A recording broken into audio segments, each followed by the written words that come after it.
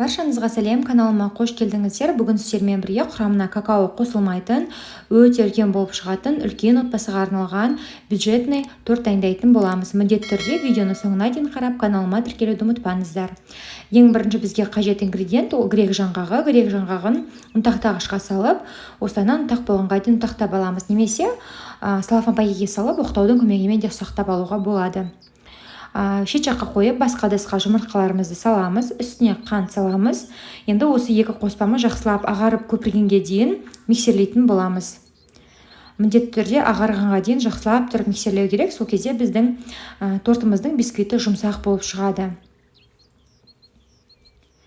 Міне біз жеткілікті мөлшерде миксерлеп алдық. Енді үстіне қазір бал саламыз. Кез келген өзіңізге дәм ұнайтын бал салсаңыздар болады. Бөлме температурасындағы сары майды салып, қайтадан жақсылап тұрып миксерлеп аламыз.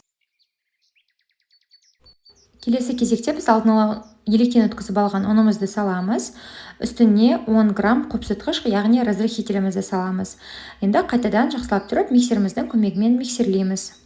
Осы тортты жасауға ең негізгі қоспалардың бірі осы грек жаңғағы болып табылады. Қазір грек жаңғағын қосамыз. Одан кейін жақсылап тұрып араластырып аламыз. Бізде бұл торт өте оңай жасалатын, әрі қолжетімді заттардан дайындалады. Және де бұл торттың аты кутузов деп аталады. Қараңыздар, біздің массамыз осындай сұйықтықта болуы керек. Енді біз алдын ала өзіміздің пешіміздің, яғни духовкамыздың листына жасайтын боламыз. Осы сұйықтықты теңге ортасынан екіге бөлеміз. Бір бөлігін осылай міне құйып, толықтай тегістеп орналастырып шығамыз. Тура осы әдіс бойынша біз дәл қазір екінші қалған массамыздың екінші бөлігінде осылайнан құйып орналастырып тегістеп шығамыз. Бізде осы торттың бисквиттері өте жұмсақ болып шығады және де өте тез дайындалып піседі. Алдын ала қызып тұрған пеште 180 градуста әр бисквитімізді 10 минуттан пісіріп аламыз. 10 минут уақытымыз өткеннен кейін бисквитімізді алып шығып, сәл салқындатып аламыз. Одан кейін осылай бисквитті біркелкі кесілуі үшін бірінің үстіне мен бірін қойып, шеткі жақ бөліктерін осылайнан мен кесіп алып тастадым. Шеткі жақ бөлігін тастамаймыз. Біз одан қазір үстін әсемдейтін ұнтақ жасайтын боламыз. Ол үшін біз осы шеткі бөліктерін измельчительға, яғни ұнтақтағышымызға салып аламыз. Енді біз басқа пергамент қағаздың үстіне осылайнан бірінші бисквитімізді орналастырамыз, одан кейін кремімізді жағамыз. Менде крем қаймақты кремі, қаймақ және де қантты миксермен араластырып алдым.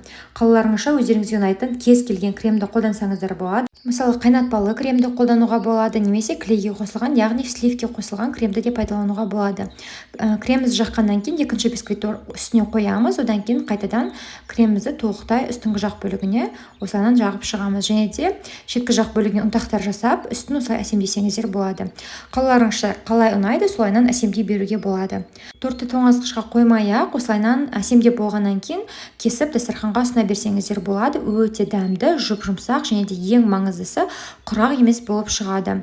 Бұл тортты әсіресе какао қосылған ұнатпайтын және де сливке қосқысы келмейтін қыздарға дайындауға болады. Ерекше дәмдегі, өте нәзік, жұмсақ болып шығатын торт. Егер де сіздерге видео ұнаған болса, каналыма тіркеліп қоңырау белгісін басуды ұмытпаңыздар. Келесі кездескенше.